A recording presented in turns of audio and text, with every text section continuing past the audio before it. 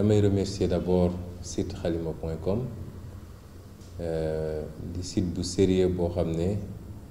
bokk na ci rare site sénégalais yoo xam ne dinaa ko consulter suba su ne ak ngoon su ne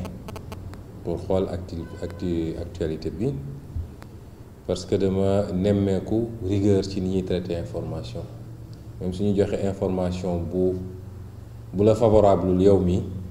mais dañ koy def ak professionnalisme loolu muy lu xaw a raar léegi ci suñu espace médiatique bi di rafetlu aussi choix bi ñu porté ci sama personne muy loo xam ne bett na ma tuuti te rëy na ci man parce que je ne suis pas habitué aux honneurs ñu mu nit boo xam ne su may poser des actes dama koy poser di ci xaar jaajëf wala di ci xaar ñu ne moo def wala yu demee noonu muy lu ñu xaw a bett mu coïncider yeneen organe def à peu près le même choix porté ko ci sama bopp muy site bu mel ni site dakarmatin.com ak rajo bu mel ni rajo Futur Média loolu yëpp ma jàpp ni peut-être su coïncidence yooyu yëpp amee dafa fekk peut-être am na lu ñu jot a liggéey ci at wi ndax gëw ma ni ñooñu noonu ma tudd dinañ ko def par complaisance wala parce que dañ ci xaaree dara ndax man amul lu ma joxe daanaka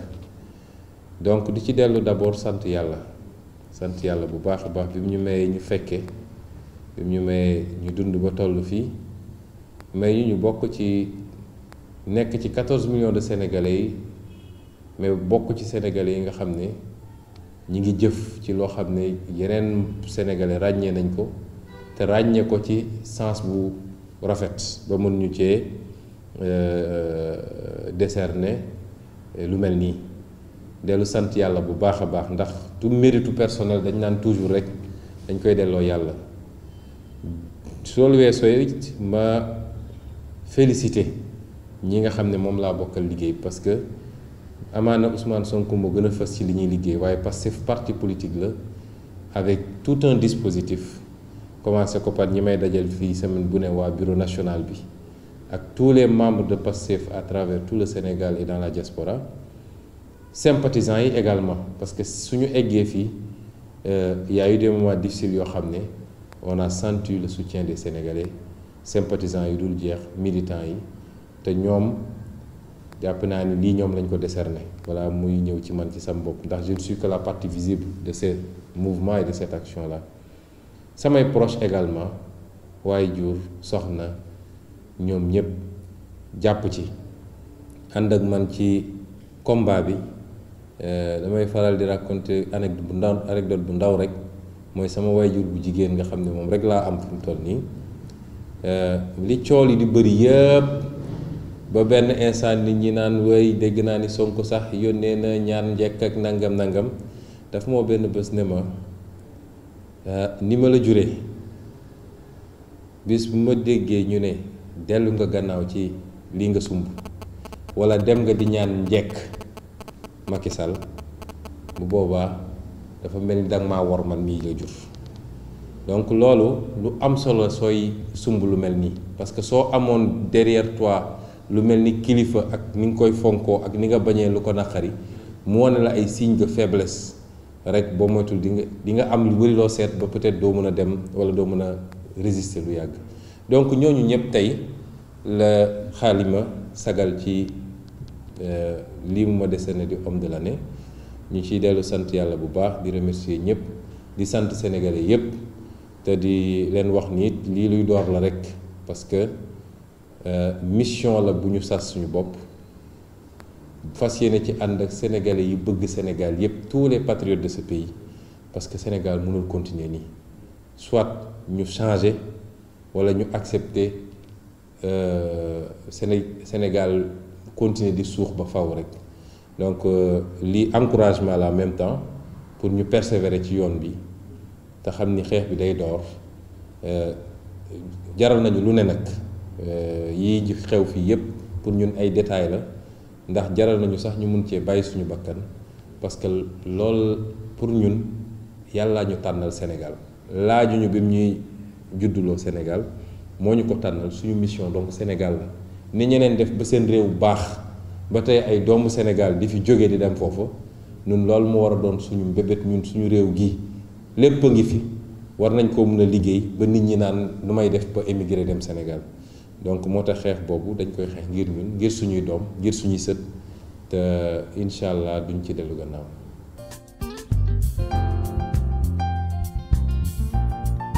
Sur le plan politique en tout cas jàpp naa ni Sénégalais yi am seetlu dëgg-dëgg dinañ xam ni année bu am solo la c'est un tournant duñ ko gisagum léegi mais dinañ ko gis ci weer yi di ñëw ndax dañoo nekkoon ci système boo xam ne ki yàlla dénk réew mi nekk na fi ñetti at yoo xam ne daanaka dafa mel ni réew mi amatul woon opposition amatul woon contestation amatul woon protestation et il a travaillé pour ça ndax comme moom li koy tere nelaw li tubaab di wax obsession mooy deuxième mandat te loolu bokk na ci suñuy taaru démocratie mooy ki ñu fal bés bi ñu ko falee bés boobu la commencé di xalaat nu may def ba am deuxième mandat bu ko defee ni muy gouverner dootul gouverner pour l'intérêt du peuple mais mi ngi gouverner pour son deuxième mandat moo tax lii ngay dégg réalisation trompale yëpp course vers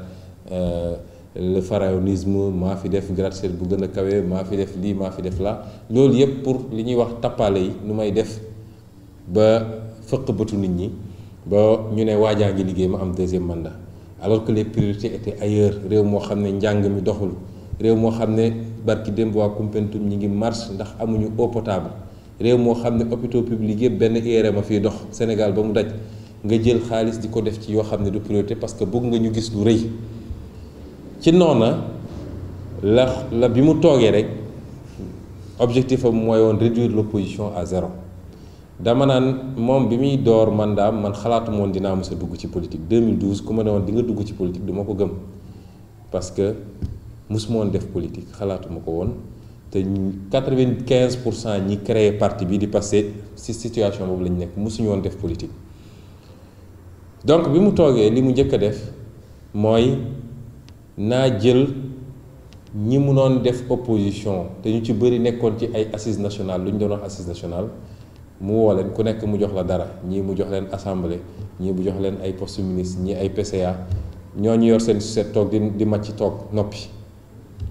mu wëlbati ko gis ni li fi newoon te jóge fi di PDS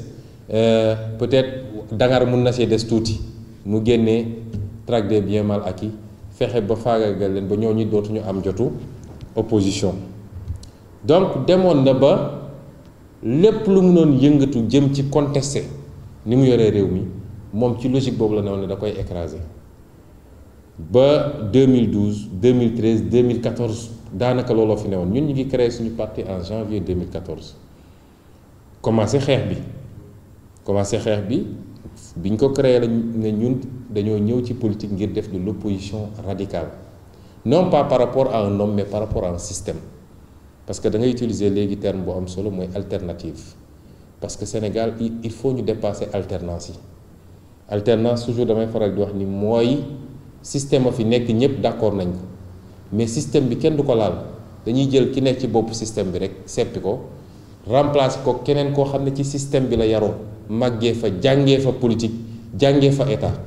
moo tax li ñu doon jooytu ci Ablaye yëpp moom moo fi nekk ba tey wala lu ko raw donc ñun bi ñuy ñëw dañu ne ñun suñu génération et toujours je dis que génération bi du forcément affaire u âge mais affaire u gis-gis ci lan moo war a doon politique ak naka la ñu war a yoree nguur naka la ñu war a yoree état nga xam ne l'intérêt général la bi ñuy ñëw ñun dañ ne ñun mënuñoo ñëw di def politique ni ko ñii doon defee kon ñun ñoo leen di yées sax donc ñun suñu ñëwee dañoo ñëw ne ñun on se positionne comme opposition radicale je me rappelle bi ñuy door su ma newaan opposition radicale journaliste dañu ma naan yow moo bi nga wax rëy na de opposition radicale en politique moom il faut toujours être flexible ndax on ne sait jamais ma leen nous nag on sait parce que defuñu politique parce que dañ ciy xaar dara dugg ci politique ak bàyyi politique la ñu yemale mënoon nañ ci bañ a dugg donc bu ñu xasee bu dugg ci bëgg réew mi c'est pourquoi suñu parti PASTEF premier mot bi patriote la PAEA bi mooy patriote du Sénégal pour le travail, l'éthique et la fraternité. ñu ne à partir de ce moment am nañu sañ-sañ bi ne ñun dañoo ñëw pour rupture totale am pour que ñu andi fi leneen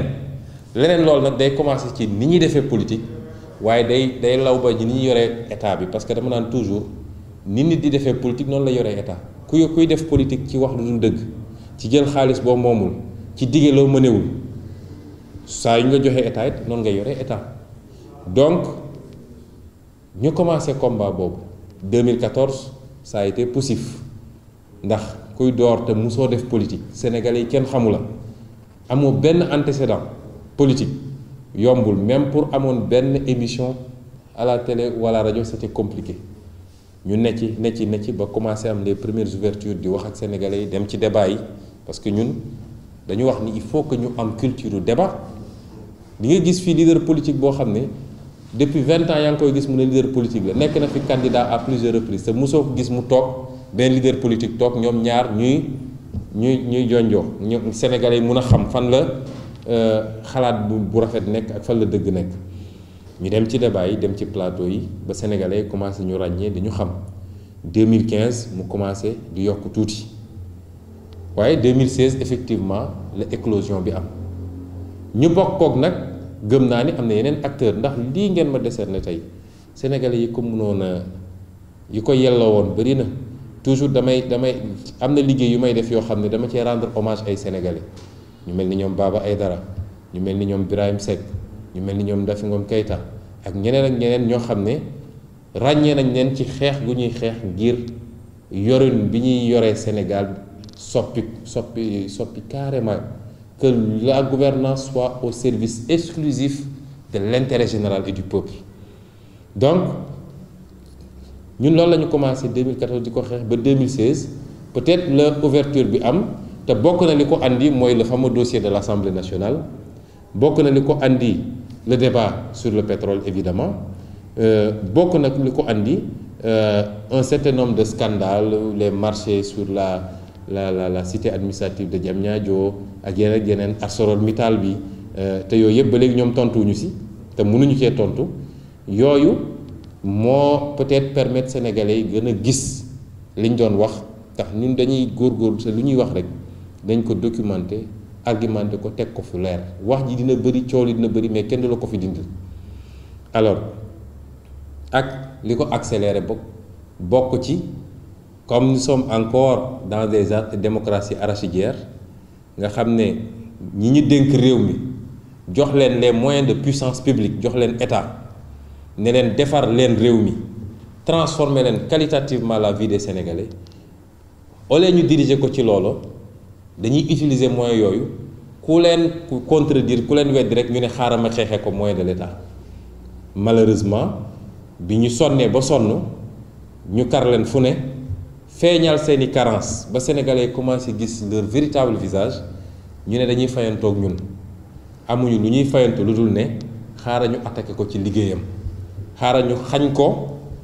lu mu dundee peut-être suñ ko xañee tey lu mu dundee dina tal wër dépense wala mu nekk fii di ñu tànkal suba ak ngoon foofu la ñu juumee nag donc événement yooyu yëpp daje moo tax peut-être suñu activité wala suñu notoriété accéléré wu plus ou moins ci 2016 bi mais li ñu doon xeex depuis 2005 bi may créer le syndicat des impôts ñu mën fa ay combat ci ni ñu yoree impôt et domaine ci ni ñuy pasaree dossier vérification fiscale yi ci ni ñuy yàqee lu bëri loolu moom la ñu continuer ba ni ñu duggee ci politique bàyyi syndicaliste dugg ci politique même combat yi la ñu continuer te moom la ñuy continuer fas incha allah ba en tout cas mooy suñu combat ñun moom la ñu gëm. donc mais loolu li ma ci gis man li tax 2016 am solo mooy dafa mel ni dafa toucher sénégalais yu bëri ndax man dañ may interpeller su ma génnee di dox ci mbedd mi dañ may interpeller su ma duggee ci jàkka di julli dañ may interpeller ci réseaux sociaux yi dañ may téléphoner suba ngoon muy waa diaspora yi surtout waa diaspora yi vraiment ñu ngi leen di jaajëfal ndax dama sentir beaucoup de patriotisme ci seen engagement sori nañ trop mais seen xel a ngi Sénégal muy ñi ne fii ci biir réew mi également ça veut dire quoi ça veut dire que li ñu tàmm di wax naan sénégalais yi nii la ñu mel sénégalais yi gëmuñu dara sénégalais yi man gëwuma loolu mais un peuple a besoin d'espoir un peuple a besoin de modèle un peuple a besoin de faire confiance il a besoin d'être orienté d'être guidé te loolu ci élite bi la mën a jóge donc suñu rôle ñun suñu defoon 50 ans de politique que teen feluñu dara sax garawul mais su dee suñu action ça a contribué à éveiller les consciences ba population yi gën a comprendre les enjeux ba suñuy dem ba war a def choix ñu gën a am mu bañ a doon choix wu diwoo ma neex wala diw ma neex wala diwoo fi andi saaku ceeb wala diwoo ma xottil yére mais ñu choisir sur la base des intérêts fondamentaux et stratégiques du Sénégal c'est-à-dire eux-mêmes je crois que bu boobaa dinañ sant yàlla parce que dinañ jàpp ni li taxoon ñu dugg ci mbir mi atteindre nañ ko ñun moo tax ma ne am na lu ñu ji 2017 2016 te bu soobee yàlla noonu lañ koy continuer 2017 accélérer ko sax parce que li ñu war a wax ci réew mi kenn mënu koo jeexal.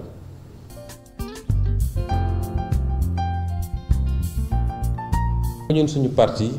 dañuy wax patriotisme mais soo demee ci suñu statut patriotisme panafricanisme moo ci tegu ñun ay panafricain lañu dañoo gëm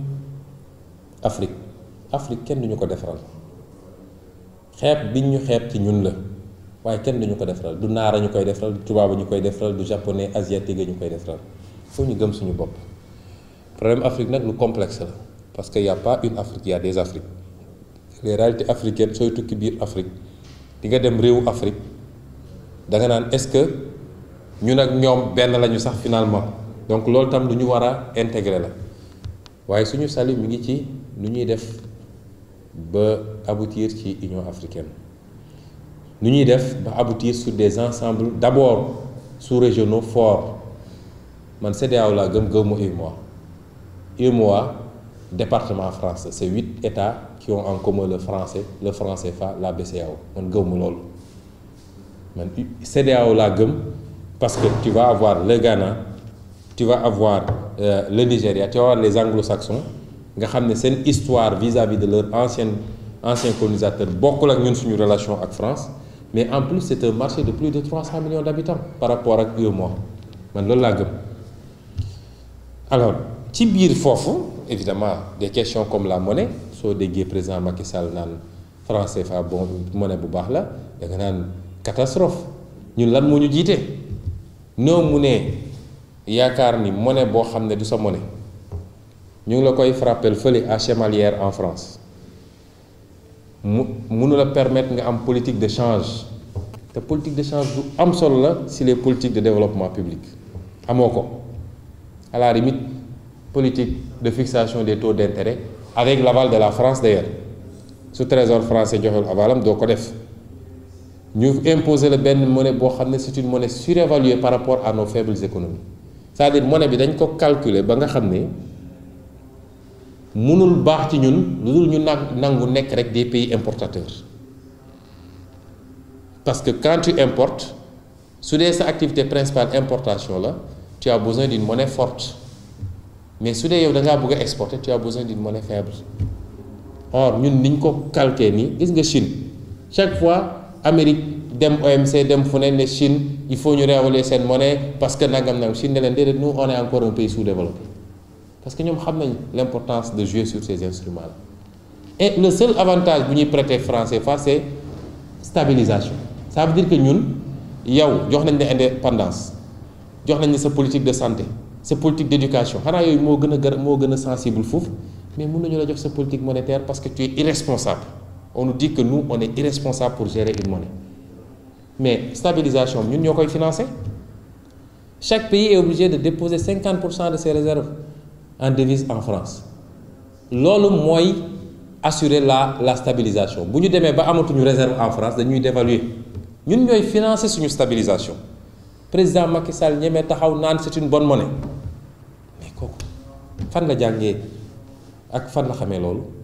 c'est une catastrophe te amul fu mu ko waxee lu dem ba France di ko wax jébbalu jiwaat quoi donc je suis pour la CEDEAO je suis pour une monnaie de la CEDEAO lu mën a nekk la il faut qu'on arrête de nous faire penser que nous sommes des irresponsables ensuite maintenant les crises qui interviennent, mais là, le Sénégal doit être très prudent sur certaines choses.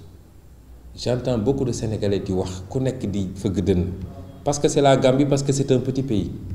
Ça veut dire que demain, sous même cas à Mauritanie, Abdul Aziz Defko, wala mu am Mali, wala mu am Nigeria, on doit aller le faire. Parce qu'une diplomatie de force a une logique et une traçabilité. Tay, porte la résolution contre les colonies en Israël. Mais tout le monde dit bravo, parce que l'Union Sénégal, depuis Senghor Bataille, ça a été de défendre les droits minimaux du peuple palestinien. Mais mon est parce que Gambie, je vais intervenir, et demain, je donne Kenan. Or, les enjeux sont plus complexes que ça. Géopolitique, il faut complexe. Moi, je pense que pour le moment, on se limite à soutenir le gouvernement du Sénégal qui condamnation ferme. Parce que nous voulons tous que ça évolue. La Cades, la Gambie est un pays qui est un des pays du monde. Nations Unies n'ont pas cette résolution. Si nous avons ils n'ont qu'à mettre les moyens et mettre en place leur dispositif. Ce n'est pas une affaire du Sénégal. Tay, contestation électorale au Gabon. Contestation électorale au Burundi. Burundi a imposé presque génocide direct. On avait intervenu en Gambie en 1981 pour chasser Kokoy Samba Sagna qui avait fait un coup d'État, d'aller imposer Kairaba Diawara. Qu'est-ce que ça nous a valu? Ci lendemain la Kairaba Diawara nañ def confédération. Ñu def confédération dox tuuti gaay ne ko nañ def pont transgambien mu ne ah mbokka nañ def ndànk. Monnaie unique bi moo ko fi andi woon ñu dem ba ci biir mu génn ci. Mujj gi ça a été un des problèmes du Sénégal. C'est pas parce qu'on intervient qu'on règle le problème. Am na dimension yoo xam ne géopolitique peut-être des goûts suñ ko fi naroon développer, mais je crois que nous devons apprendre à être beaucoup plus serein suñuy apprécier yenn questions yi. Autant nous soutenons, quelquefois je ne comprends pas la politique diplomatique du Sénégal. Mënoo tenir tête à Israël def li ngay def et céder à la Turquie ay problème politique intérieur à la Turquie ñu ne la tëjal ay école où il y a 3000 enfants sénégalais qui étudient nga ne damay tëj. Il y a quelle logique dans ça? Donc, sur le plan diplomatique, en tout cas, il y a beaucoup à dire. Mais nous, nous sommes Afrique, nous sommes CEDEAO. Évidemment, on met toujours la charrue devant les bœufs. On nous impose les cartes d'identité CEDEAO. Or, CEDEAO existe depuis presque 40 ans. Amul ben politique. 73 ans de CEDEAO, man du dog mon. Amul ben politique sectorielle bu CEDEAO def, du agriculture, du infrastructure, du industrie. Et quelque part, nous ñi di xex contre la signature des APE, on est mal à l'aise. Parce que les Européens ils vous disent mais attends, on vous a fait des régimes préférentiels pendant longtemps. L'homme 1, l'homme 2, etc. Di len muñal ngeen ne yéen a ngi def. On perçoit 1% de tout ce qui entre dans nos territoires ci frontière douane bi jox ko CEDEAO. Xaalis bu dul jeex ñuy fay ay fonctionnaires ñu ne foofu di nelaw. Si on devait si la CEDEAO devait intervenir en Gambie, c'est compliqué. Le Nigeria est empêtré dans ses problèmes avec Boko Haram,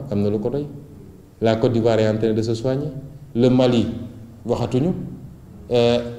Sierra Leone ak Libéria ak Guinée qui c'est presque pas des États. La Guinée Conakry est très prudente. Alpha Condé dit le gars est mon ami, nañu négocier. Le Sénégal, en tout cas, doit éviter de se laisser piéger dans cette affaire-là. Parce que, on a beaucoup d'enjeux à gérer dans la région méridionale du pays. Et au-delà même. Donc, laissons aux Nations Unies le soin de voter la résolution. Amne réunion pour doole téméri d'union, si nous avons c'est un problème mondial. L'Américain envoyé, le Canadien envoyé.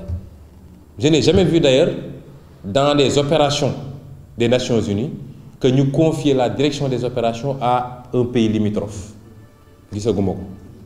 Toujours, ceux qui prennent la direction des opérations, c'est des pays lointains, venant même d'autres continents. Pourquoi les gens veulent que le Sénégal, coûte que coûte, s'implique dans cette affaire-là, perdre des hommes pour imposer des trucs? On n'est pas sûr, connaissant bien aussi certains sentiments que développe la majorité du peuple gambien, on n'est pas sûr que ça va pour autant régler li ñu opposé woon ak Yaya Jammeh, opposé wu ñu woon ak Kairaba Jawara, opposé wu ñu keneen ak keneen depuis l'indépendance ba léegi.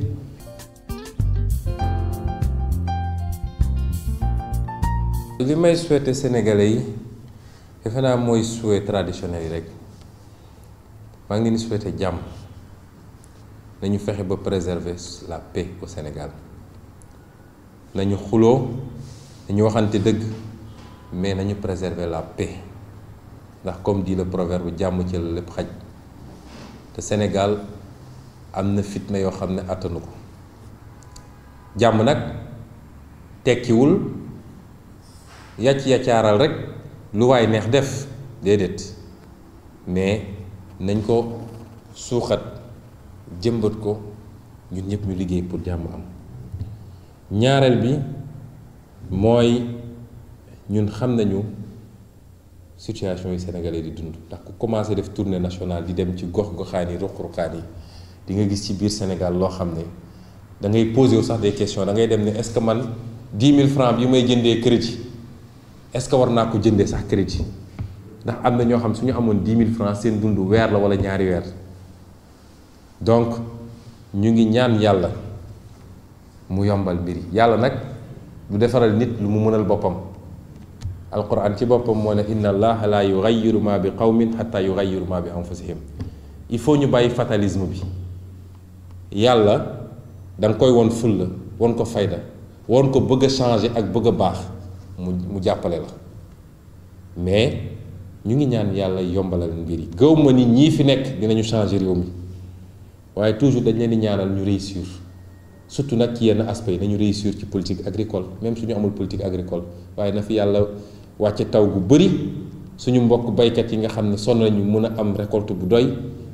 au moins yooyu ñu ngi koy ñaan. la ca tegu nag mooy li ñu bokk ñun ñëpp muy réew mi. ñun dañoo dugg ci politique, ñaanuñu yàlla mel ni politiciens yi sénégalais yi xamoon, mais dañoo gëm ni premier jalon pour ñu changer réew mi mu nga commencé ci assemblée nationale. ndax contrairement ak sénégalais yi li ñu gëm, gis nga assemblée nationale ni mu bindoo fi mu toll nii ci texte yi laa wax, ci constitution bi, suñu amoon ay député dëgg dinañ xam lan la assemblée nationale di jëriñ. parce que assemblée nationale am na ay pouvoir. dama lire article 80, 81 et suivant de la constitution. assemblée nationale am na possibilité proposer des lois, duñ ko def mukk te lu exécutif andi ñu ne oui. assemblée nationale mooy voter la loi de finances initiale, la loi de finances rectificative,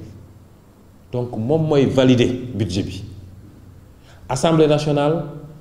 am na pouvoir de contrôle de l'action gouvernementale. constitution may na ko mu convoquer les ministres, premier ministre, les directeurs généraux, les directeurs. lan moo tax assemblée nationale bi ñu ne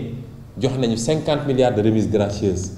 aux impôts et domaines, pourquoi convoquer ñu le DG des impôts et le ministre des finances? tey ñi ngi wax scandale à l'assainissement, pourquoi convoquer ñu le directeur le ministre de l'assainissement? scandale pétrole bi fi am, pourquoi convoquer wuñu ministre des mines et de l'énergie ak ñi ci impliqué wu yépp? assemblée nationale am na possibilité taxawal li ñuy wax ay commission d'enquête parlementaire. barki Dembo Ndiaye assemblée nationale Burkina Faso dafa def commission d'enquête parlementaire ci affaire mine, ci la ñu épinglé Franck Timis ba ne nañu retirer son permis là-bas. li ñu fi wax ci coowal pétrole yépp suñu assemblée nationale yaa ngi député di riiteeg xalam ak tëgg ak fecc ak saaganti. kon peuple bi dafa war a xam ni juillet 2017 tournant bu am solo la ci réew mi. bu ñu yóbboo de vrais patriotes à l'assemblée nationale dinañu xam lu assemblée nationale di jëriñ. waaye nag loolu damay faral di wax toujours ñu ne diw de ah macha allah ñun de gëm nañu kii su nekkoon député nangam nañu fexe ba mu am député. mais benn député lu mu tekki assemblée nationale bañ a dem assemblée nationale ku gën. am na ay député yu baax, Mamadou Lamine Diallo député bu baax la, Thierno Bocoum député bu baax la, ainsi de suite. mais lan la ñu fa mën a def? yow amoo groupe parlementaire, amoo majorité, temps de parole sax amoo ko. Sénégal dañu war a xam ni nit soo ko bëggee jox les moyens d'agir pour contrôler l'action du gouvernement da nga koy jox doole ci assemblée nationale waaye benn nit rek dugg assemblée nationale amul benn njëriñ parce que majorité parlementaire bi su dee moom ak majorité présidentielle ñoo bokk couleur dañuy écraser leneen lu fa ne te loolu moo xew actuellement assemblée nationale. donc muy loolu di suñu mbëbët comme da nga ma posé question bi mooy jàpp nañ ni coppite bi ñu bëgg ci réew mi mu ngay commencé ci assemblée nationale. 2017 su sénégalais yi joxee opposition majorité à l'assemblée nationale te waxuma n'importe quelle opposition rek nañu ràññee ci biir opposition bi diggante 2017 ak 2019 kenn ku ne fi nga toog di nga xam lan la assemblée nationale di jëriñ ci réew mi di nga am fierté d'appartenir à ce pays-là et d'avoir un régime politique équilibré parce que toujours dañuy wax séparation du pouvoir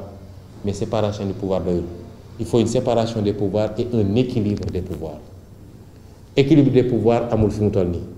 gis nga barki démbo projet de loi bi ñu déposé sur la table de l'Assemblée pour gën a noot justice rek la justice réew mi moom fi yàlla xam doy na mu desoon Assemblée nationale am nañ ci encore possibilité na Sénégalais jël seen responsabilité nañu dem bindu en masse parce que ñoom ci yooyu la ñu yaakaar décourager les Sénégalais faagaagal leen tayal loo leen ba nit ñi ne ah ñoom daal politiciens ñoom ñu benn man jaraluma dem rang na Sénégalais dem bindu en masse te xam ni su dee gëm nañu nouvelle génération politique bii nga xam ne beneen façon politique la ñu andi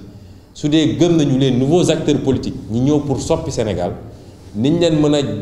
doolelee ba ñu ci liggéey boobu mooy ñu dem bindu en masse wote su jotee nañ leen may doole jox leen seen chance xool lan la ñuy liggéey assemblée nationale bu boobaa di nga gis ni niñ doon yoree réew mi dina soppiku bu bëree bëri loolu daal mooy li ma mën a wax ci suñu mbébét donc 7 mois yi di ñëw incha allah loolu dina bokk ci lu gën a rëy ci li ñuy liggéey ci biir réew mi ak ci diaspora bi di ñaan yàlla nag mu mottali di ñaanal sénégalais yépp atu 2017 dàq foofu atu 2016 ci koom ci wér-gu-yaram ci jàmm ci xëy ci ndaw ñi bëgg a jël soxna wala jigéen ñi amagul jëkkër yooyu yëpp daal ñi ngi ñaan yàlla 2017 dàq ko foofu di ñaan yàlla yokk jàmm ci Sénégal yokk fi naataange